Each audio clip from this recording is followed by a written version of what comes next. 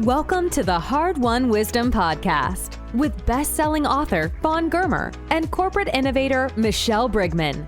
Come here weekly for career and life-changing conversations with some of today's most influential thought leaders, senior executives, and trailblazers who will share their mentoring wisdom. This podcast is brought to you by the Women's Leadership Network. Hi, I'm Fawn Germer. And I'm Michelle Brigman. And this is the Hard-Won Wisdom Podcast.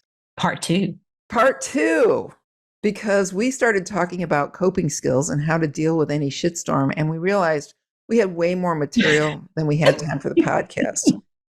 We know you don't want to sit there and listen to us for 3 hours. So we split it up. And this is really important because the skills we're talking about will help you to be more fulfilled and balanced and more than anything happier, because you've all heard people say happiness is a choice, and it sounds like a cliche, but you do have to make that choice, because there are people who I see who make a choice to be unhappy. They talk negative, they see negative, they hang around with negative people, and what do you expect you're going to get from that but more negativity? So I want to just briefly review some of the skills we talked about in part one, which were that, my core coping skill is 3 words: accept, cope, adapt. Because we're always having things thrown at us that are difficult. And the faster I can accept, cope, and adapt, the happier, the quicker I get on with it and the happier I can be. So those 3 words are mega important. We talked about how there comes a time where you have to cry. How for Michelle and I, we both have one coping strategy is prayer. We don't force that on anybody, but that is a definite assist. Mindfulness, we were discussing, and how if you can just ground yourself in the present moment, you stop going crazy in your head. Mm-hmm. And so we talked a little bit about some of the skills on that. And if you missed that podcast, you better get back to it real quick. Yeah.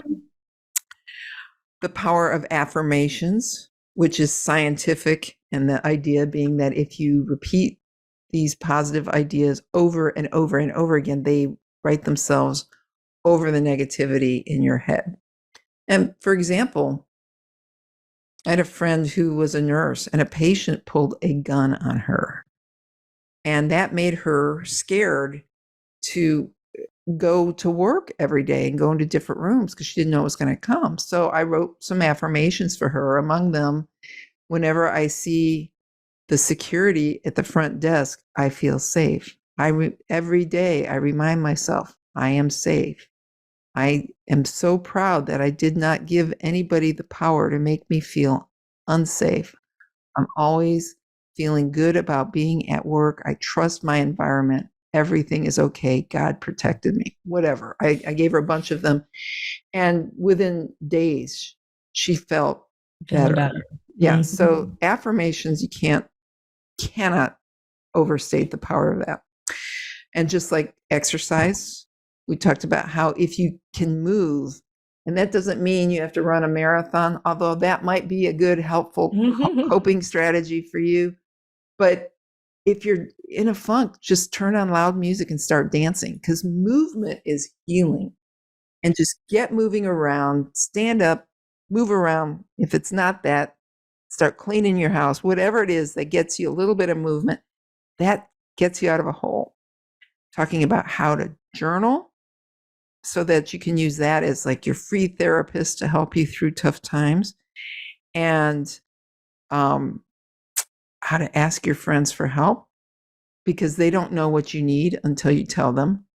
And this is no time to be proud if you're having a hard time. Michelle talked about not being reactive. She really, I thought that was probably the best takeaway in this, is to stop before you react and figure out exactly what is going on, because you may be making it worse in your head just by the reaction, and find out what's going on and what you have to do. And what other things do you want to add to it? Was kind of the breathe, assess, act, if I were to follow your sort of three words. So breathe, stop and pause, assess, understand what's going on in your environment so you can and then act in a way that is responding how you want to handle the situation. How do I want to come out of this situation? And it gives you time to just actually microseconds of making a better decision than completely, spiraling out of control. And I know that when things go bad, we tend to think, oh, woe is me. And when you do that, you make it 10 times worse. In any situation, you got to be a little bit reflective. Say, is this something I'm supposed to be learning? Is this a learning experience? Because you're here at Earth School, right? You're learning to be a better person. What's the takeaway? And as hard as it is, do you have any apologies you need to make? What is the lesson of what you're learning? And I had this really big thing I was building up in the last episode, and I forgot it. But I remembered it now. Because I have noticed that my life is very much like dominoes, right? And you've ever seen when they have a real big domino board and thousands of dominoes, and you throw one and then it goes up and down and up and down and up, and then finally it goes through, and then the last one falls. And my life has been a series of dominoes. And if not for the bad things that happened, I wouldn't be at this moment where I am right now, and the good things that came. And I can think of, my divorce. If I hadn't gotten my divorce, it's unlikely that I would have ended up being an author and speaker. If I hadn't had that horrific boss hole, I definitely wouldn't have become an author on empowering women. I wouldn't be doing this podcast. And yet that was one of the most difficult, dark, challenging experiences of my life. And yet it led me to my greatest joy. I just didn't know at the time that the payoff was going to be so huge. And so when you feel a little beleaguered, start seeing the dominoes and understand that sooner or later it's going to get you to a good place. As long as you believe good is coming, good will come. Yes. And I promise you, if you believe more bad is coming, I promise you, more bad is coming. That sounds like an advertisement for, The Secret, or, like all these people, because the power of attraction, which I believe is totally believe it 100%, but a lot of people roll their eyes at it. But it is true. If you expect something to be hard, it'll be hard. Do you expect difficulties? You will encounter difficulties. You're going to have enough difficulties in life as it is without bringing on more with your negative thinking. And so one big coping strategy is you have to look at how you're framing things in your brain to see how positive or how negative you are and what you can do about it. And Michelle, you do that all the time. All the time. I don't, again, recognizing what I can control and what I can't. This is happening. I'm in the middle of the shit right now. It sucks. And it's okay to be in the middle of it, but knowing and trusting that I'm going to get through it. And who do I need? Can I do it? Just faith? Do I do it? Going inside and pulling up my, pick up the bootstraps and moving, or do I need to call in reinforcements and surround myself with the tribe? And sometimes it's just a mixture of all of those. But I know that at the end of it, it's moving me forward in a better place. It's about getting through. How do you get through this? Whatever this is going to change you. Things will never go back to where they were before. You are a different person. So how do you take that situation and experience and grow from it and be able to leave, I'll say, sprinkles of goodness in somebody else's path because you have a unique understanding and can relate to them with the struggles and pains they're going through. Well, and take that one step further too, because sometimes when you are in a bad funk, the easiest way to get out of it is to do something to help somebody else. So always service.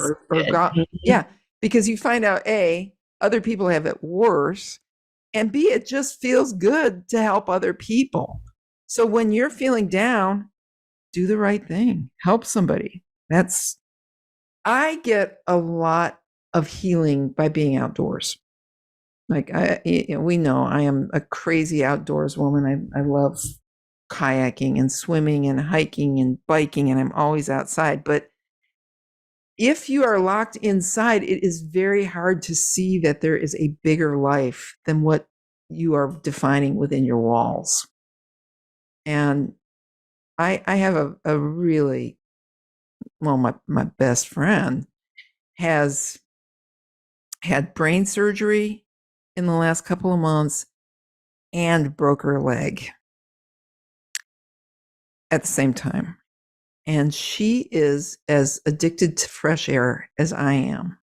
And because of the wobbliness of the brain issue that she had, and because of that leg, she's terrified to go down the 3 steps out of her house because she's scared she's going to fall and break something else.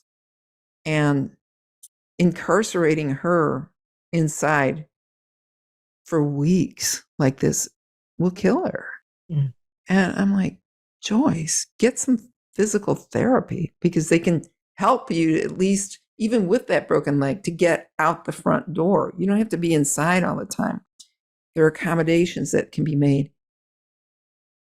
You cannot overstate the value of that fresh air. And when life gets to be too much, remember, the sun rises and the sun sets, and it's free to see that.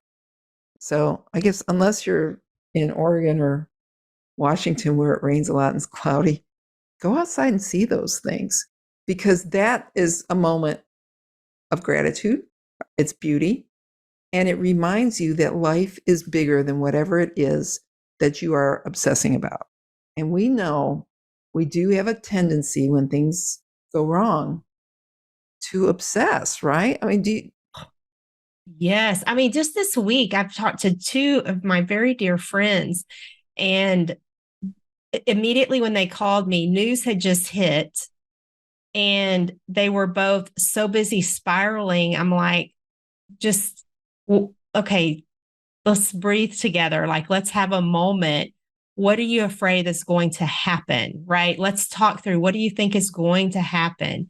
And then as soon as they say, both of them, as soon as they said it, they just stopped themselves, because they realized, so ludicrous. Yes, but that's what we do to ourselves. So don't take yourself to a place unnecessarily, because 9 times out of 10, you're pulling in a lot of unhealthy things in your body and your mind, and you need to not do that. So, about 20 years ago, look, I'm old enough to say that 20 years ago, this happened. I told somebody that I had this great fear that I was going to wind up being old, sick, broke, and alone. Because I'd saved a little, but I just hadn't really put the effort in toward my retirement. And a friend told me this line. She said, "Why are you telling yourself that story? Because then that becomes your story." And so I remembered I'd interviewed Dr. Christiane Northrup, who was this very famous doctor on women's bodies and menopause. And I interviewed her, and she talked about how she started to worry that she was going to wind up broke because she had a bad divorce. And so she would get on the treadmill and listen to Susie Orman cassette financial tapes. advisor. Right? Okay, Susie Orman, that's an old story. And cassette tapes, that's really old, right? But she was listening to these Susie Orman things. And I bought some Susie Orman stuff, and I started reading and listening and making better decisions. And the one thing I know is I'm not going to wind up broke. I don't think I'm going to wind up alone. I may not be in a relationship, but I got a lot of friends. You're not alone, that's for sure. I'll wind up old if I'm lucky, but you reframe the story. So when you're telling yourself a story, you got to make sure it's the true story. And the other thing is, when you said about asking your friends, what's the worst thing can happen? So often people think they're going to wind up eating out of a garbage pail. Yes. There is a 0 possibility any of us is going to eat out of a garbage pail. Yes. Okay. We may have some tough moments, but it will work out. And if you have that faith inside of you, no matter what, it'll work out. guess what? It'll work out. Okay, now, for those who are doing too much and are overwhelmed, there was a woman who was holding my first book, Hard Won Wisdom, in her hands, and she goes, "Oh, this is going to help me so much because I'm juggling too much and I need to know how to keep all these balls in the air." Mm-hmm. And I said, "Robin, let some of the balls drop. And when you're going through a shitstorm, you have to figure out what you need to be juggling and what you can drop. And there will be things when life is tough, you need to do the minimum on, and give yourself permission to do some things average, or even if you can get away with it, below average, because you need that space in your brain." One of the things that has worked, I know for me and even some of the clients I work with, is on the same vein as I ask the question of, what do you need more of right now? What do you need more of in your life, like to make you happier, whatever it is? And the things that you can control. And whenever they start making the list of the things they need more of, we start building that plan of, okay, well, how are you going to bring that in? So if it's more of, I haven't seen my family, I need more time with my family, I need more time for myself. Okay, let's figure out your plan and not focus on what about everything else. Because really, I mean, the same thing you're saying in just a different way is when you focus on what you need more of and how to make that happen, those balls that you need to drop somehow just magically go away. You deprioritize them without even thinking about it. Because sometimes I think when we start going through the list, well, what can go? Well, nothing. I can't let anything go. So when we think about what do we need more of and how to bring it in, and not talk about what has to go, the things that need to go fall to the wayside. Now, it's just a natural thing. I'm curious how you're going to react to this one. Okay. Because we all know Michelle behaves way better than I do. And that is nothing to be proud of, Michelle, let me tell you. But let's go back to my friend Joyce, the one that I was just telling you about who's stuck inside. Joyce could be my guru. I love Joyce. And she used to be the executive secretary. And that's what they were called back then. She was like Secretary's Day, to the managing editor of the newspaper where I worked. And every year she would come in one day and say, "I got a scratchy throat." And then she'd call in sick because she wanted some time to herself. And Joyce's theory was that 2 sick days are better than 1 because it looks like you're really sick. Whereas 1, it could be a fake. Okay. So she would take her 2 sick days and then come back. And then the executive editor would come in and he'd say, "Did you have a scratchy throat?" She'd be like, "Yeah." And then he'd take his 2 days. And then his secretary would take 2 days. And then the managing editor would take 2 days. So 4 people each took 2 days off when the thing was a fake to begin with. And she knew they were all faking, right? I am a believer in that there are times when you need to take leave and just get in your skin. 100%. And I think more companies are starting to figure this out and building in mental health days, time away, or you don't feel like you have to fake the sick. You just say, I need a wellness day. Because I'm seeing people do that a lot, and then really help to recharge. When I had that bad boss hole, I worked really hard to get a story, which turned out to be the last interview ever done, with Linda Lovelace. Now, younger people may not know her. Michelle's going to laugh because Linda Lovelace was the most famous porn star in history. She was in the movie Deep Throat, and then came out and told Congress about how she had been beaten and forced into doing this. And it's a great story. It's a great story. And I had to talk her into being interviewed. And that boss was riding me so bad. And he had one of his minions call me when I wrote that story, like the biggest prude on earth, right? It's like you're writing about Linda Lovelace, so they got to over edit. This was edited by every person at that newspaper. Like I had a ticking time bomb. And they're like, where did you get this information that she testified to Congress? Now, is that something you're going to make up, you dumbasses? No, right? And she's like, where did you find that out? I'm like, in the clips. Oh, and I was home because I was pissed off that day, right? I was taking my mental health day. In the clips. Really? Where are the clips? On my desk, right? So I decided after that conversation that 2 days of mental health leave would not be enough. And that was the one time I took 3. So, yeah, that's right. That's my theory. That's a good coping strategy. So sometimes you have to do that. You have to drop the ball and just let it go. Okay. This one's really important. Force yourself to leave the house. Now, I know people get into depressions and funks, and sometimes it's impossible. I understand that. But if you can force yourself to just walk down the block or do something, it's the beginning of something. Because healing is not going to occur inside that little cocoon you've built for yourself that validates and insulates you in your depression. Healing is going to occur when you do leave it and make up your mind to take that first step. So get out of the house. Yes. Right? Yes.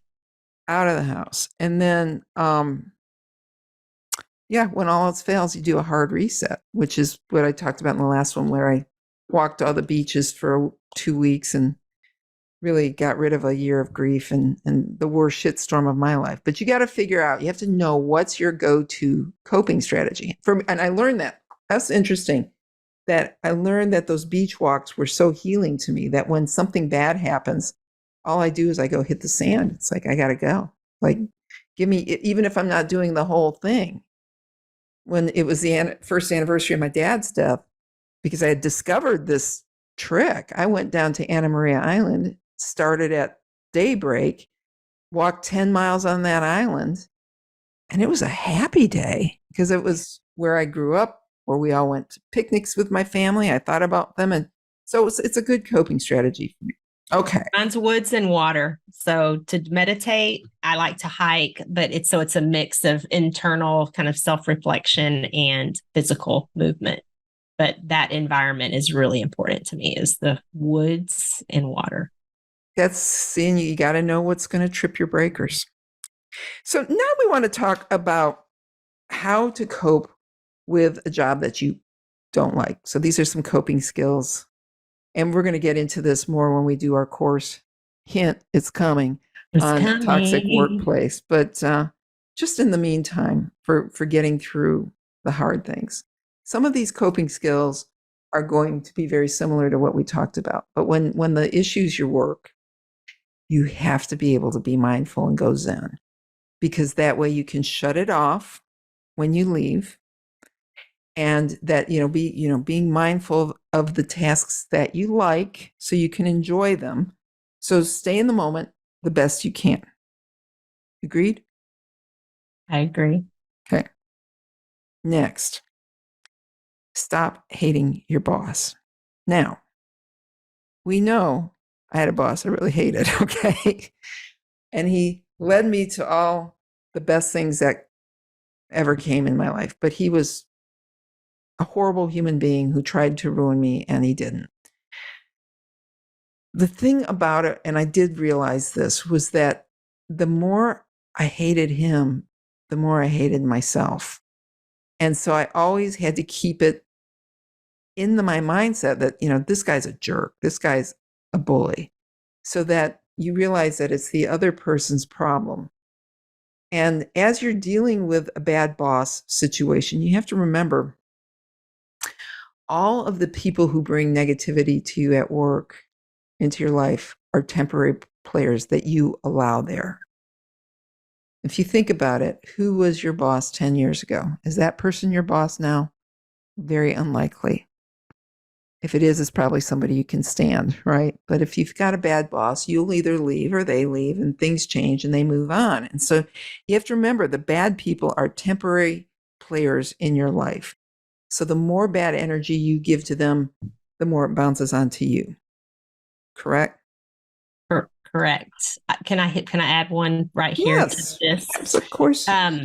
This is half your podcast. Oh, I know. You're I'm a allowed to firm talk. believer in, well, I know you had the list that we're working off of, but I'm a firm believer in figuring out a way to play offense, because a lot of times at work, we are playing defense. We are reacting to everybody else, what's coming at us, the yes, get that done. Okay, when do you need it? And we are constantly trying to dodge and catch all the balls being thrown. Find yourself to where you can look at everything and go, what is the most important thing? Because I'm going to play offense. And when you play offense, that means you ask different questions and you show up different. So when the stuff starts getting thrown at you, okay, we're going to stop a minute. Here's our objective for this quarter. Where does this fit in? Let's talk about, is it right now, or how about we move it, or we are going to move it to next quarter? Just beginning to realize what's most important. Standing in that power and playing offense is a very, very powerful skill for you to get out of that feeling of being dumped on constantly, where just the crap keeps getting piled on top of you. You'll notice that's why she's the more centered one amongst us. Okay, cherish the good and stop fixating on the bad. That's exactly what it says. Write down what you're enjoying and then hang on to that. And create more time so you can focus on what you enjoy. So when I said before on some things you can do the minimum on, especially at work. There are things that you can slide on a little bit, right? So take that time so you can use that toward things that you really do enjoy, or toward finding your way out of there, right? Tune out negativity. And that means commiserating more than anything. I think the worst thing that we can do when we're in a bad job situation is complain to other people we work with. I mean, you want to have that perspective so that you know you're not imagining things. But the more you hear negative, the more you hear negative. The more you think it's bad, and the more that somebody says, oh, it's bad, the more it becomes hopeless. And so you have to choose your friends very wisely when you're in a tough moment, because you don't want to make it worse while you're trying to find a way to cope and get through it. And so you have to get away from the dark, toxic people. Michelle. I just coached someone on this specifically. She was about to leave a career company that she actually loved, because she got so woven into the people around her on her team that were looking to move to another job. So she suddenly thought that the job is awful, the company's awful. And whenever we sat down and talked about it, I'm like, tell me all the things you love. I mean, what happened? You went from loving this to now you're ready to leave. What became very evident is she was feeding off of their actions, their words, about to leave the best job and career she's ever had. So that's a slippery slope whenever you get yourself, you lose sight of what your values are and what you're gaining from the job, and you're focusing on everybody else and what's going on in their world. They're not living your life. They don't have your values. Know what that is so you can make sure that you are doing work that aligns to it. That is a great story. And that's so true. I had a client once. She had a huge job and had one experience where she led a project that was a colossal failure. And she got the blame. And then she hated her job. She got the blame, but they moved on. She didn't. And she kept feeling like she was walking around with this scarlet shame letter on her head. And she kept saying, I got to go. I said, okay, write down all the things you've learned in that position at that company. You've been there a long time. Okay, all the positive. And then, okay, now, how much of those things no longer exist? And she's like, well, none. They all exist. So what changed on their end when you had that one failure? And she goes, nothing. So where's the problem? Then she understood it was her. So sometimes we definitely at work make things worse. I always advise people who are having shitstorms at work to check in with Dale Carnegie. Sometimes the problem is not the job, it's the people. And Dale Carnegie God, if I could only be half as smart as he was. Amen to that. That was the biggest selling self-help book in history, How to Win Friends and Yes, Influence he's an People. author, for those of you who have no idea who Dale Carnegie is, because you don't hear his name dropped as much anymore, but definitely timeless book. We should get a Dale Carnegie person on here. I think that would be good. Yeah, because I mean, boy, talk about a game changer. Why didn't I read that book when I was in management? Because it really teches you how to deal with people and kind of manipulate them with kindness. You wanted to like learn the hard way. That's why. Yeah, I was like disaster. So Dale Carnegie can help you. And then if you're a woman in a male-dominated environment hitting the wall on some things, there's an old book that I love called Hardball for Women by Dr. Pat Haim, Heim. That will give you some skills too. So Dale Carnegie, Pat Haim. Well, I was going to add on to a little bit on that same theme. Something that I think is very powerful too is to check in really on the well-being of the people around you at work, because sometimes by just truly wanting to make sure they are in a good, healthy, happy place, you begin to break down some of the negativity that maybe is that kind of negative energy that's spiraling. Because if folks have tough stuff going on in their world, that shows up at work, even though they may try to hide it. It shows up in just the vibe they give off that can then cause you to not get along, kind of like, I don't want to work with this person, and make the environment feel icky. So the more you can really just sort of create space for people to be open about, hey, I'm struggling with something right now. I mean, they don't have to get into all the details, but just checking on, are you okay? And if you're not, how can we help support? That is a great way to really turn around a difficult and negative environment.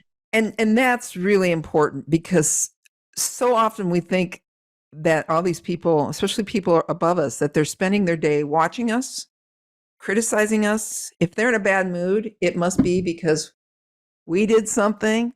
So you can make yourself as paranoid as possible, right? I mean, we all have done that. And you don't know. I mean, maybe they're having financial problems or going through a divorce. Maybe they're having a bad hair day. You don't know. But don't go to that assumption that it's about you.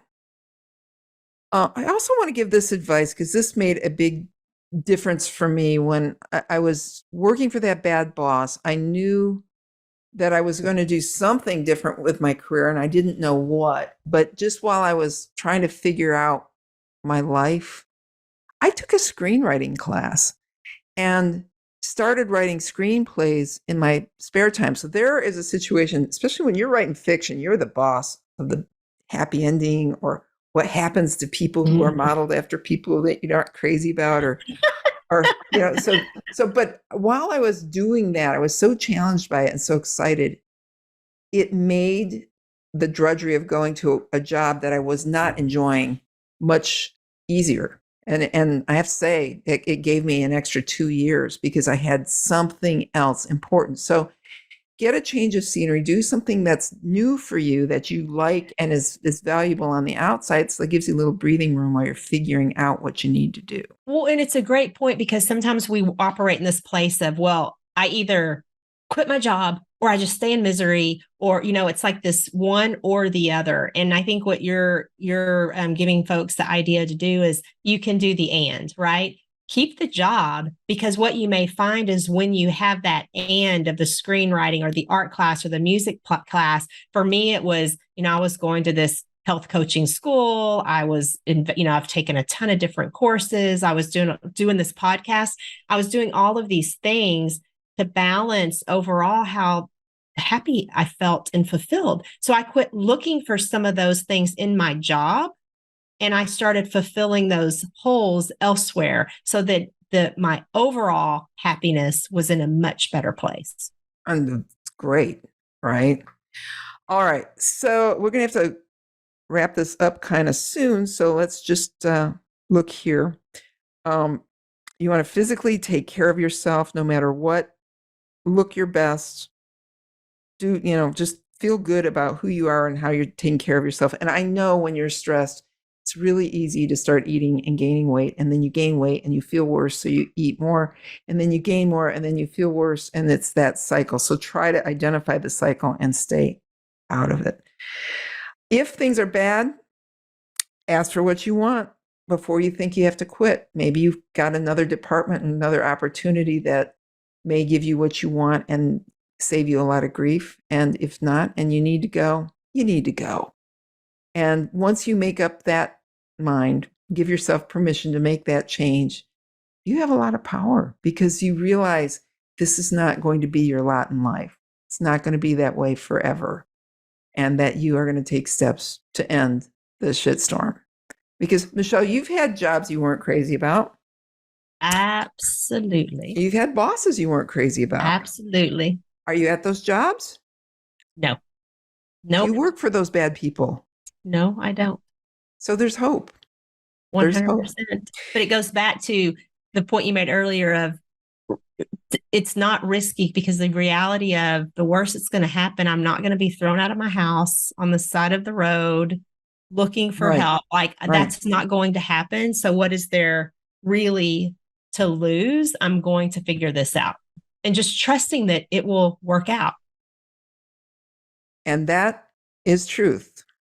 It's the dominoes. It will work out. The dominoes will fall in place. And then finally, the last bit of coping, and then we're going to close, is that when I get stressed and like I'm laying in bed at night, I think of that image of Earth, right?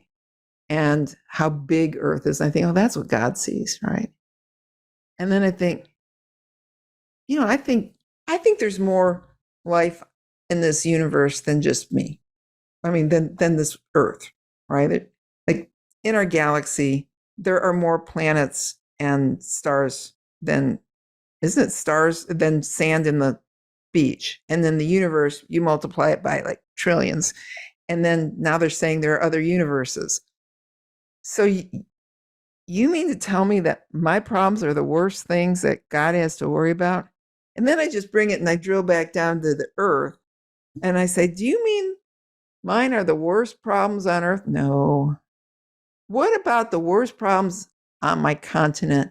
No. What about the worst problems in this country? No.